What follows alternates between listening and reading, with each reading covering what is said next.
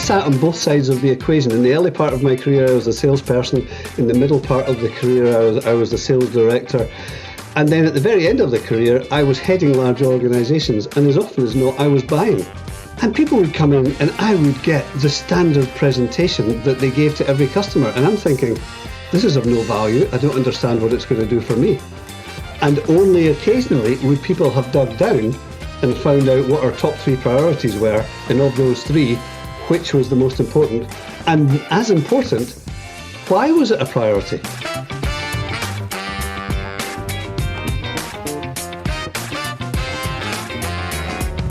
Hi, friends. Welcome to the Sales Enablement Podcast. I'm your host, Andy Paul. Now, that was Jim Irving. Jim is the CEO of Merit Consulting, which is based in Belfast, Northern Ireland. And he's the author of multiple books, including the one we're going to be talking about today, which is titled The B2B Selling Guidebook. Now, in our conversation, Jim and I talk about what Jim calls service-led selling and why service-led selling is so important in today's business environment. We're also going to explore some of the wide range of really practical sales tactics that Jim has included in his book. These are the results of decades of experience in high-level, complex enterprise sales. We dive into how to sell outside the box, how to make your competition worry about you, not the other way around.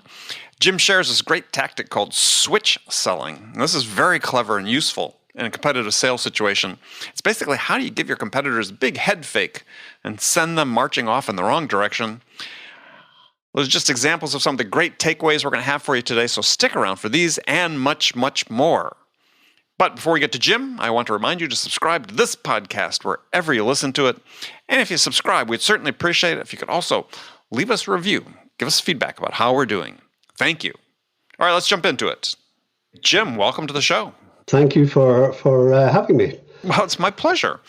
This has been in the works for a while, but I'm glad we're able to do this. So you're joining us. You're taking time out of a Friday evening, like I said, when you should be out at the pub having a pint to talk to me. So you're joining us from where?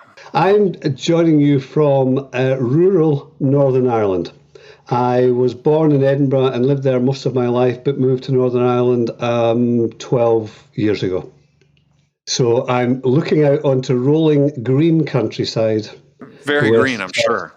Oh, yeah, and it's green for one reason, and that is because it rains every second day. So people love the green, but it's not quite as lovely when you're living here. Yeah, that's right.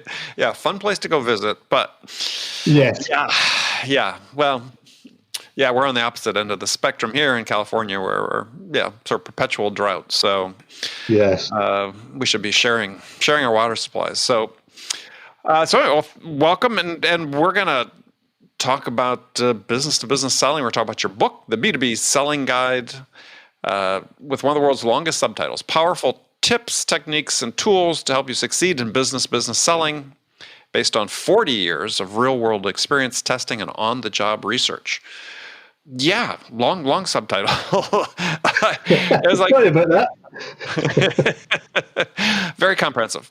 But I enjoyed the book because, it's full of stories about your experiences, which even though, you go back a similar length of time than I do in sales, there's still such relevance to them in terms of what's going on today. So who is the sort of target audience for the book? The target audience is really 2 groups. First of all, you're absolutely right. It's 100% B2B. I've never operated in B2C. So in the B2B world, it's really those who are starting out or looking to get some direction. The reason for that is that so many people that I'm engaging with as I work with startups now have had no training and no exposure at all. They're just trying to sell. And the second group is those who are experienced in sales and who are just wanting to get a little refresher or a little reminder in a very simple format that will help them do their job better. Yeah, I think it's always good for anybody, no matter how long we've been in sales, is whether it's a reminder or just a different perspective about something you thought you knew or did a certain way. It's always useful to keep learning, I think. So I wanted to run through some of the things I really enjoyed in the book. You start off by talking about service-led sales, and I have written about this for a long time myself and firmly believe this, that sales is a service we provide to our buyers. Yes. But yes. Why is it so hard for sellers and increasingly these days sales leaders that are so fixated on metrics and activity metrics and so on? Why is it so hard for them to embrace this mindset? Because this is, in my mind, this is the way you open the door to success in sales. Yeah, and listen, you're absolutely talking my language. One of the great frustrations for me, my career has gone from working inside very large-scale corporates to now helping and supporting startups. And one of the things that really frustrates me is this fixation with numbers, metrics, and measures. The whole idea of service-led selling actually came to me simply out of desperation. I was in that situation where a lot of people are. We were a vendor selling to a very large company. They had an incumbent. The incumbent had people based inside the company. And we thought we were better. We felt we were better. But you know what? There was nothing there that we could see that would make that company change. They asked us to bid. We went through the process. And early on, I just felt we're either going to have to disqualify and step back or do something different. So the concept of service-led selling for me started then. There were 4 of us in this branch, and our competitor, the incumbent, had more people inside that one account than we had. Right. Yeah? So it's like, uphill task, yep. But we've all been there. So I looked at that and said, right, let's just do something. We cleared our one and only whiteboard and wrote on it, every single question will be answered the same day. And we decided that the only way we could excel and be seen to be different was by delivering service. So we carried on as you would normally do on a very, very big acquisition and procurement. And we went for about 4 or 5 months doing all the normal stuff, demonstrations, visits, everything else. But when everything came in, we absolutely stopped the office and worked to make sure we got an answer back. So, long story short, at the end of the period, the announcement was given and the incumbent had lost the account that they had held for a very large number of years. So they were shocked. I was quite surprised. But when we met with them, they said, and this has stuck with me to this day, they said, when everyone sat in that room, every person felt we could trust you more to deliver on this complex project. And that was the payback. Oh, absolutely. Yeah? And that's such a great story because it illustrates that the customer's experience of working with you as a seller through their buying process is and can be decisive. And they wrote about this in the Challenger sale. I think they said like 53% of the buying decisions based on the buyer's experience, but is absolutely the case. And especially, as you talked about, as sort of the upstart, the underdog coming into an account where there's an established incumbent, this is how you win. I mean, I have a similar example. I was working as a fractional VP for a tech company. They sold a combination of hardware, software, test equipment, but selling to large, companies like large tech companies, Apple, Intel, and so on and so forth. And there's one account they wanted to get into forever. It had been the number one account of their biggest competitor. And it was a very similar dynamic where we put a tremendous amount of emphasis on being responsive. You call it service-led. I call it responsiveness, right? And we were going to respond to everything as fast as we could within a certain time limit. Yeah, we cleared the decks every day, but we tried to get back to, we set a standard of 30 minutes to respond to a question or an inquiry. Whoa, yeah. And so just on the basis of that, the sales started booming. But then with this one competitive account is the customer sent out a request. They had a requirement to do, I think, 2 or 3 bids on a procurement. And so even though the incumbent was in there, locked in, they sent one to us. My sales guy called him back almost immediately, within half an hour, but this is probably sooner. Takes the guy through answering all his questions, giving them a demo. It was my inside sales team. And at the end of 45 minutes, the customer says, well, could you send me a demo unit, that we could try to see if our software run on your... Absolutely. It was there the next morning. Yes. We got an order. The sales guy got an order at the third day, right? After they'd sent in a lead. This account we've been trying to get into forever. The incumbent hadn't even responded to the buyer's request to get information for their new bid. Yes. Yep. And do you know what? That as a human level, that just makes such a difference. One of the things that we decided to do was, as part of that process, and so non-sales as so many people see it, was to be absolutely upfront and honest. And so when they sent 5 questions, we would respond, and on number 4, we would say, sorry, we can't do that, but here's our plan to try and help you with that. And of course, I can only imagine, but I'm guessing that incumbent was doing the standard sales game. First of all, it would take 2 to 3 days to get the answers, and they would typically weasel word their way around and try and figure out what they could do on things. And just drip by drip by drip, this process became an example of what it would be like to continue to deal with the incumbent or to move to us.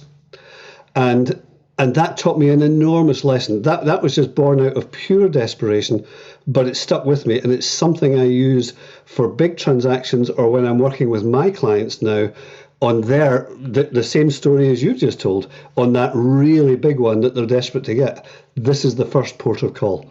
It makes such a difference. And it's one of these things where it's just not talked enough about. It was the heart of my first 2 books were about responsiveness, because as a salesperson, you can't control the product. You can't control the price, right? You can't control the features.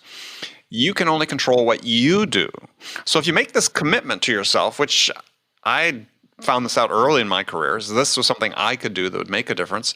And oftentimes I was selling in small high-tech startups where I'm reasonably technical, but not an engineer by any stretch of the imagination. Good for a layperson, but I needed to differentiate myself. And this is one thing I could do, is to be hugely responsive to the buyers. That set me apart in their eyes. And every seller can do this. Yes. It's entirely up to you as an individual. You set that standard. Yes. So you can say, oh, the company's let me down again. Oh, this is not good. Oh, that's not good. Who cares? You're the face of the company. You're the appearance and the reality of what it's like to engage with your company. So unless you take that responsibility, all of the bad things are going to surface and you're not going to look good. If you are diligent and work hard and, as you say, are responsive, my goodness, you stand out from the herd. Yeah, and to your point, and this is a point I make in my book, but for me, the definition of responsiveness is just not fast. Right? It's getting back to somebody with an answer to a question, giving them complete information or an understanding quickly. Right? I mean, you can get back to an inquiry, or you can get back to a customer question and offer no value at all, then that's not being responsive, right? The true definition of responsive is you're responding to the question. And so with something that's got some value. That's right. So if there's no value, speed does nothing for them. It just wastes their time. But it's adding the value at speed. That's what being responsive is. And as you and I have talked about here, because it's something every individual who's listening to the show can control. You don't have control over a lot in your life as a salesperson. That's one thing you'd have absolute control over. That should be your secret weapon. Yes. As you know, I'm passionate about it. You've just reminded me of a quote which is aligned with this, and you'll understand why. IBM launched a giant new mainframe when I was competing with them, and one of the world's biggest industry analysts summarized it in one line, and he said, it just doesn't do what you want, but it does what you don't want faster.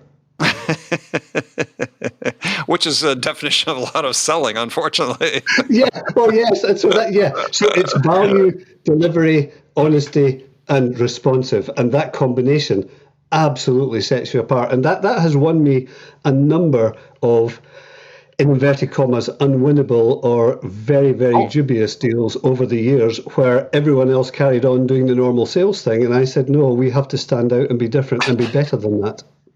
Absolutely. Yeah, we could record a couple episodes on stories just about that I'm sure you and I could fill the air with. Yes.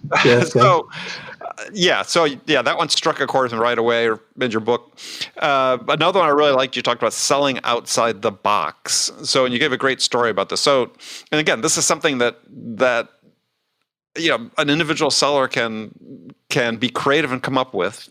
So give the story, talk about the story that you had in the book. Sure. This is the antidote to a traditional thing that we all fall into as salespeople, which is where we say, oh, I've got into this account, I've got a friendly contact, I'm going to stick with them, and that's it. So we miss out the rest of the DMU, we're not getting circulating. But there's another level beyond that. So I was in a situation where I was selling a really, really powerful, big ticket hardware item. Fine. Mm-hmm. It was going to run a database, and the whole thing was going to be set up by RFP.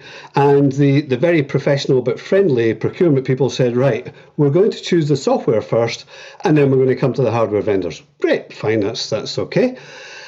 And of course, you then go into that death valley where you don't know what's happening, and all the vendors were sitting waiting. And I thought to myself, do you know what? I've done what I can inside this company. I wonder what I can do to influence those people who are selling the software. So I made appointments, some of them quite hard to get, by the way, with the main database vendors. It's all those names that you remember from the 80s and 90s. Mm-hmm. And I had 5 meetings, and in each of them I said, perhaps I can help you win if we can jointly see how much success we've had and how much value we've delivered together. Every single one agreed. And we then went into a conversation where, in effect, I was selling to each of those vendors. So that went well. We did reference phone calls to joint customers in every case, worked it through.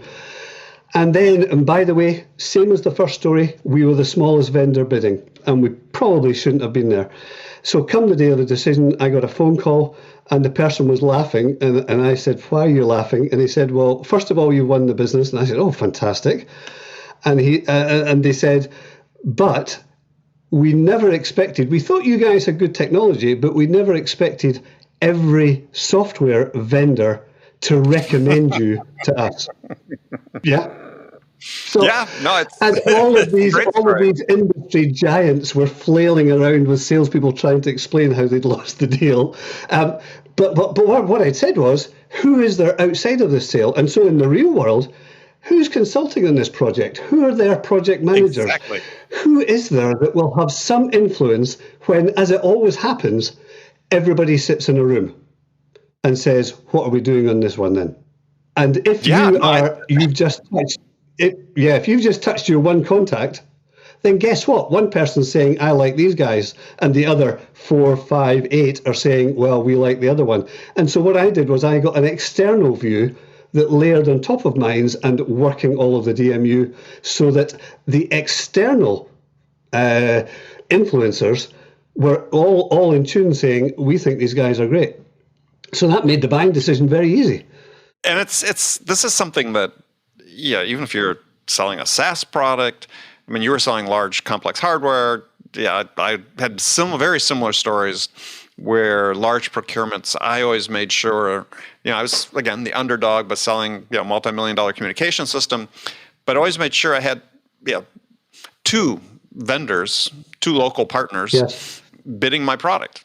Yes. And so if the customer is getting 4 bids and suddenly 2 of them were yours, well then, you increased your odds of winning. Yes. And they each came with a little slightly different perspective, but it became sort of standard with my team is, look, we're not going to go single-threaded into large procurements. So to the point you made before is you could be selling a SaaS product. Yeah, who are the consultants, right, that they employ that might have their fingers touch on it? Who are the outside influencers? Be creative, because there's more people that have input into that decision than you think. And if you get more votes on your side of the table, you're going to increase your odds of winning. Yes. And on that subject, even at the internal level, I saw a piece that you may have seen just in the last week or two, Gartner. How they calculated this, I don't know, but they said that in the last 2 years for large, corporate purchases that are critical to the buyers, that the average number of people involved in the DMU that decides has gone from whatever the number was, 4.1 to 5.7. So in other words, there are more players coming into play. And therefore, if you're still stuck with your one friendly contact, your risk of losing it is increasing every time. And certainly my personal experience has been that. It used to be you would make a decision and someone would say, you would go for a decision and someone would say, yeah, let's do it. Now there's a process and a group of people and more joining that group. Well, but you talk about this in the book because you wrote about the fact that there are really two power structures at play in a customer, typically, the formal power structure and the actual power structure, and I think this is certainly something that other people have written about. Professor Steve Martin has written about this in a study he did that said, you've got a group of stakeholders, whatever number Gartner has denominated this year, that are involved in it, but they're not all equal within that. Yes, yeah. Right? And so that's sort of the actual power structure, yes. Right? Yeah, we may have 6 stakeholders, but this is not a consensus. There's someone who's, personally more powerful, is going to dominate the conversation, is going to influence, as an internal influencer. You need to know who that person is. You need to be in with that person. Yes, and in my career, I have found it's just a great question to ask as you're starting to engage and you're starting to build the relationships, which in my view is core and often, not focused on enough today. But I would ask a question and say, so I understand everyone who's in the structure, but is there someone that you always turn to in things like this? Now, of course, I've been selling either technology or software, but I'm sure the same applies in every other sector. And typically they'll say, well, yeah, those are the people that are involved in the decision. But of course, we never do it without speaking to Andy. Because Andy, sitting away in the corner of the building, is the person who knows everything about how their systems hang together. Not as a formal contact, nothing else. And you immediately turn the guns and go, right, how can I access Andy? What can I do? How can I help? Well, and along that same line is I think that when you're doing, let's say, discovery in an account, for me, the focal point of discovery is I'm trying to understand what's the most important thing to the buyer, right? To me, there's always one thing that's above all others. Yes. They could have 300 line items in their compliance matrix, but out of that, there's going to be one thing. Is when you identify that one thing, then the next question is just what you said, is to identify the person in the corner. Who is this most important to? Yes. And that's a question that doesn't get asked enough because it's like, okay, well, this is really interesting. Yeah, but who is this most important to within this organization? And you may find out, they're saying it's Jim sitting in the corner. He's the one. Then you need to make sure that you're spending time with Jim. Yeah. And you know what? I look, and I don't know how you feel, Andy, but sometimes as I'm working with organizations, they say, oh, we've got 100% written out scripts for calling out. And you read it, and first of all, my heart sinks when people talk about having full scripts. But then there is no relationship. It's about a product pitch. And my brain just screams, no, you have to find out what their problem is. You have to know why they would engage with you. You have to be able to quantify the value that you would deliver to them. And if you don't do that, it doesn't matter how great your script is, it's never going to go anywhere. I agree 100%. I'm just laughing because you're one of the few people that also I talk to. And I talk to a lot of people on the show that talk about the importance of quantifying the value you're going to provide. It's. I believe that until the buyer, the customer, has broken down into, I'll say dollars, just to be since I'm here, is the value they're going to receive from using your system. You can't say they're qualified. Yeah. If they haven't done that internal business justification, they're still not qualified. That's right. And so I've sat on both sides of the equation. In the early part of my career, I was a salesperson. In the middle part of the career, I was the sales director. And then at the very end of the career, I was heading large organizations. And as often as not, I was buying. Mm-hmm. And people would come in and I would get the standard presentation that they gave to every customer. And I'm thinking, this is of no value. I don't understand what it's going to do for me.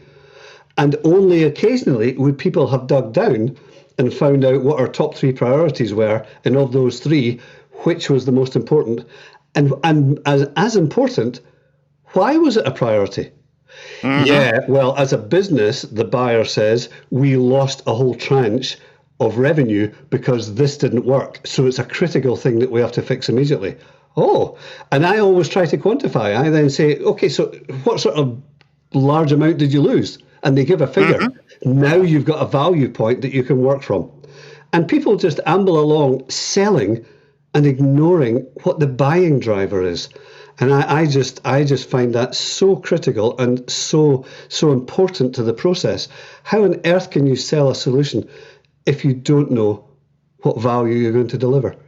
Well, this speaks, I think, to a really important point I believe is an important point, and I suspect you might feel the same way, is that we have this, sellers oftentimes operate with this gap is between knowing something and understanding it, right? So they can ask their question and get an answer, and okay, they know there's a problem, right?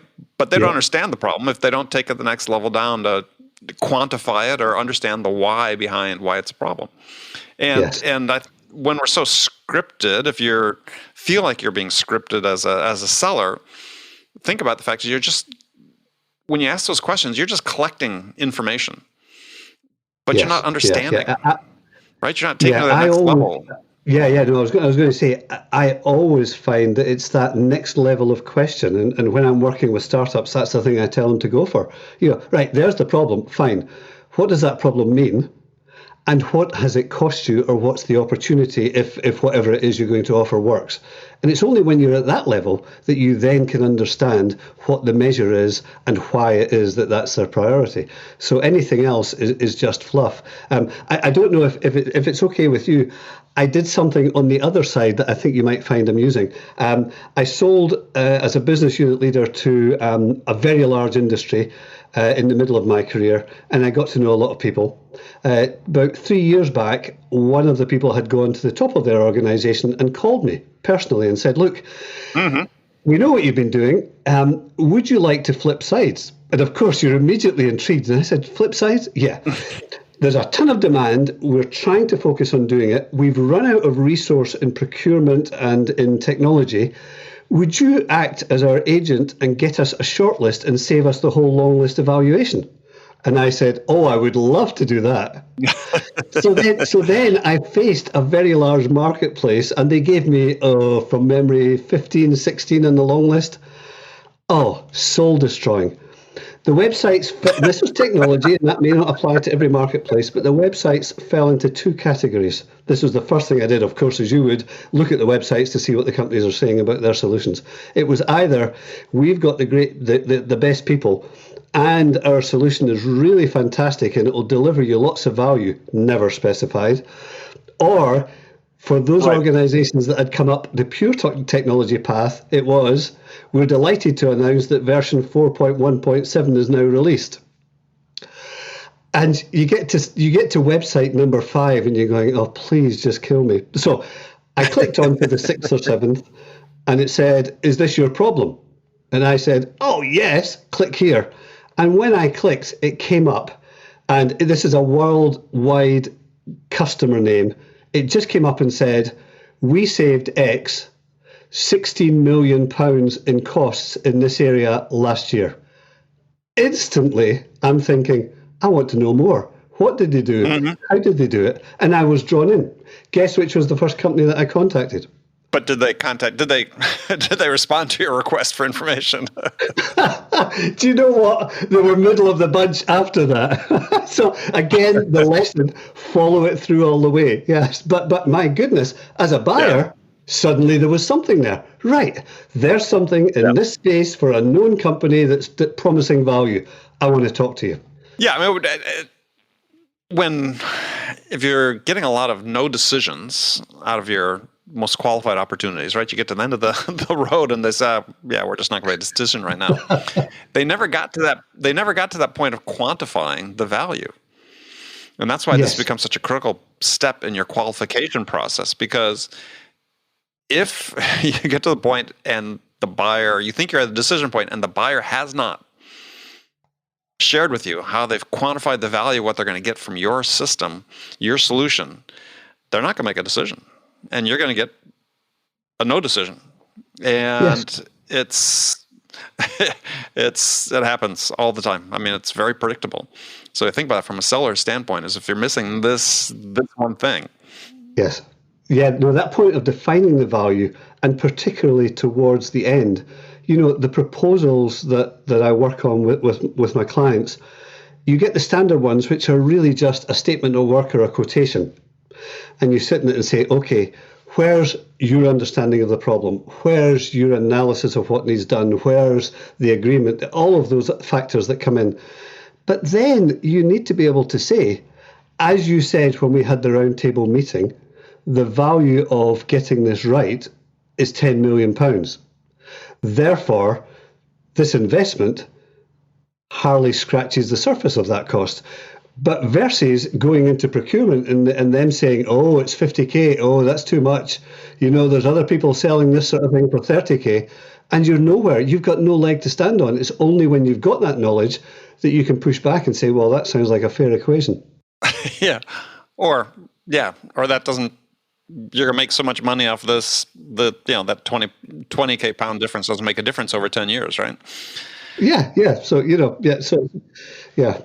Well, another, some good stuff about competition in the book that I really enjoyed. One's some valuable competitive tactics. One you call switch selling. Now, this is not bait and switch like we talk about here in the U.S., but it's something more clever. It's like a head fake, and it caught my eye because I've done something similar, but I like the story. So tell people what you mean by switch selling. Yes, sure.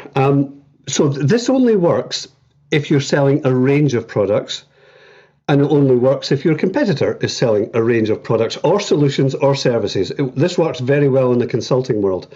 So you go into an engagement, as I did, again, the smaller vendor against a large vendor for a very, very large scale deal. And we found out pretty quickly that we had a thought and then a belief that someone in the buying group was very friendly with the vendor and was passing them information just because of how the customer was reacting to things that we put in. So this was quite a long-term process. We worked and worked and worked, but then what we did was we established... Happens all the time, by the way. Yeah, oh yeah, doesn't it just, yeah. And we established that the right solution, yes, this was very high-end technology, was the second largest piece of technology that we could deliver. So we said, here's the right fit, here's what it does, here's how it compares, here's how we're going to compete. And so we hit the customer with all of that, and we did it methodically. We took the customer on reference sites visits, as they did with the other vendor, and we worked the whole campaign. We then intimated what we thought the pricing would be, in the knowledge that that would probably somehow slip to the other vendor. And then on the day of the management committee to decide, when they were going to decide, I walked in with a letter, and the letter simply said that our proposal as we've given it to you stands. However, it's the largest of our range that we're giving, not the second largest. Our competitor had spent the whole time working against the second largest and dealing against the second largest. And when that was brought out in the meeting, they were massively out of sync and lost the business. Very, very large scale transaction. And by the way, about a 20-year relationship between the other vendor and the customer. So that was just, yeah, it's a sort of head game thing. And by the way, you can't do that twice in a year. You simply... Not with the same customer. not anywhere in the same marketplace. But where you have those suspicions, and by the way, think about it. If you're a consulting business and you've got 6 offerings, work all the time saying you're giving 5. And then on the last day say, actually, it's 6. And so the competitor has no chance to respond. And they have done all of their competitive work against a lesser offering. So it's a really big sort of wrong-footing tactic, which I have used maybe 4 or 5 times in my career. It's worked every time. Yeah, I mean, there's a variant that I've used that for the same reasons. One is that the incumbent vendor or one of your competitors has an insider that's taking all of your information and feeding it to them, which you should assume happens on every deal that you're bidding on. And what we'd do oftentimes is we'd scope the deal bigger than what we really intended to go with. Yeah. And the competitors would then try to bid against the larger scope. And then we would come back in toward the end and say, this is the goal, this large scope. But it'd be much less risky for you if we break it up into chunks and start smaller. And we'll start with the smaller implementation, then we'll prove it out, we'll make sure it fully integrates with your existing systems and processes, and then we'll expand to other locations or to the ultimate size. And that's another way to do it. Because I could see how the competitor would be totally sucked into that. And then because they all think they're going to get this huge suddenly deal. They're sitting out on a price that looks untoward. Yeah. Oh, that's great, Andy. Yeah. Maybe we could combine those two at some time. Yeah.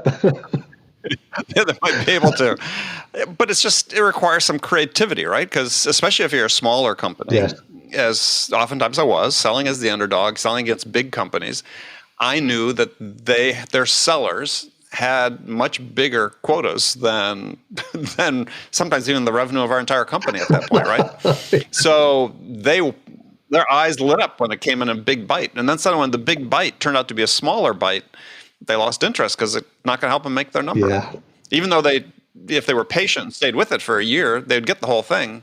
But the short-term outlook worked to our advantage almost uniformly. It's a pretty powerful strategy. And, I think you hit the nail on the head there, Andy. It's about thinking. Too much of sales is now process. Think about the customer, think about their situation, think about the problem, and work from there. Don't just say it's a standard sales process.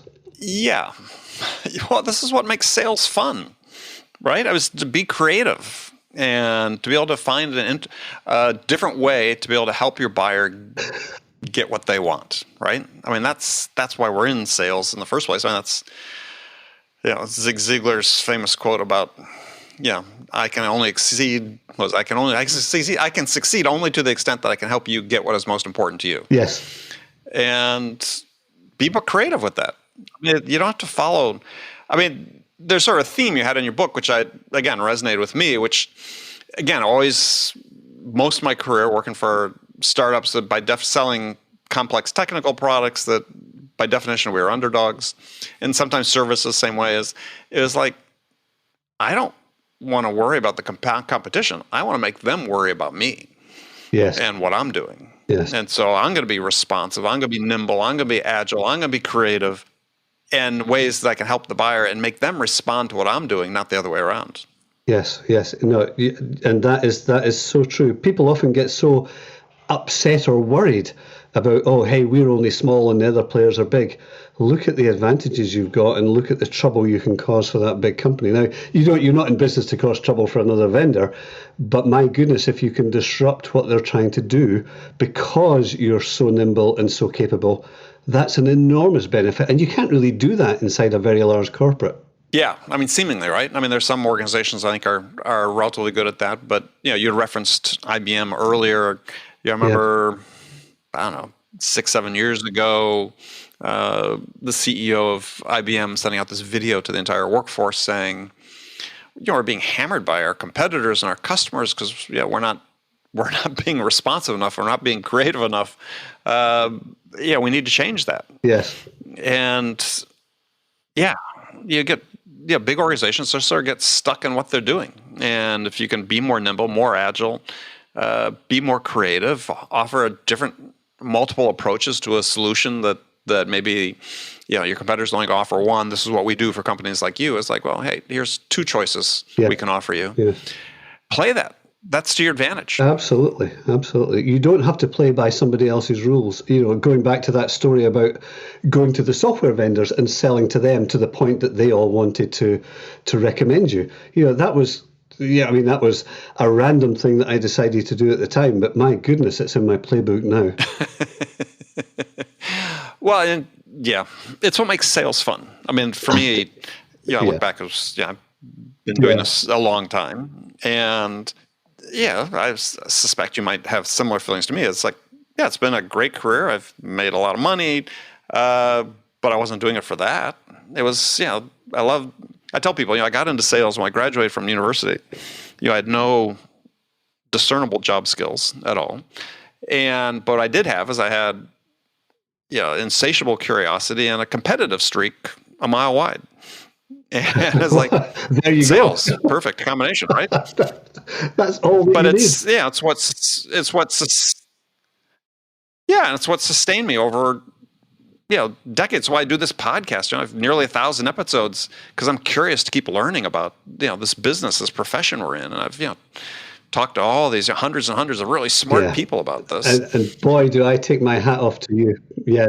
And so it's if you have that curiosity. And do you know what? That feeling when you are the smaller vendor and you just wrong-footed the larger vendor and you've brought in that big deal, that I think is the best feeling in business. Full stop. Oh yeah. Yeah. When you've got the right thing for your customer and you know it's going to be good for them, and the big vendor or the incumbent or whatever has lost, that's such a nice feeling. Well, and plus that the salesperson on that account for the big vendor has probably already spent a good chunk of the commission check they thought they were going to get off that deal. The pleasure is even greater at that point. Because, I'm sure you've been in the same situation. I've been. Oh yes. You can just tell from the comments they make, the big companies make to the customer while you're going through the process, just sort of the arrogance and the assumption to some degree, the presumption that, we've got this, we're on the inside track. It's like, those are good days indeed. Yes. Well, Jim, we're sort of at the end of our run, but it's been fantastic talking with you. I have had a ball and I've had a lot of fun. And, if people want to learn more about what you're doing and learn more about your book, how can they do that? Well, first of all, I'm very active on LinkedIn, and it's just Jim Irving Belfast, so that's easy. And then, quite simply, either go to any of the online bookshops or to my website, which is all the W's, B2B Selling Guidebook.com. And that gives information on the first book and on the second, which addresses what I think is the biggest problem, which is the leadership element and the coaching element and the supporting element for management in sales, and particularly in smaller organizations. So everything is there on the website. All right. Well, what we'll do is we'll make a plan to have you come back. We'll talk about the other book, the B2B Sales Leaders Guidebook, and pick up the conversation then. Okay. I thank you so much for having me on, Andy. It's been really enjoyable.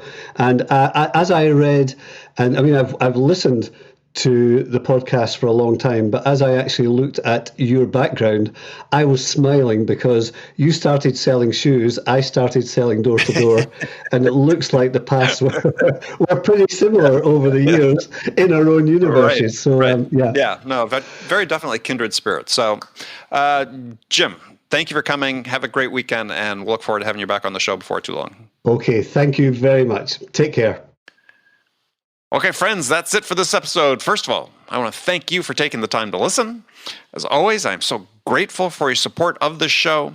And I want to thank my guest, Jim Irving, for sharing his insights with us today. If you enjoyed this episode, please subscribe to this podcast, Sales Enablement with Andy Paul, on iTunes, Spotify, or wherever you listen to podcasts. And you can do all that on your phone in less than a minute as soon as this episode is over. So thank you for your help. And again, thank you so much for investing your time with me today. Until next time, I'm your host, Andy Paul. Good selling, everyone.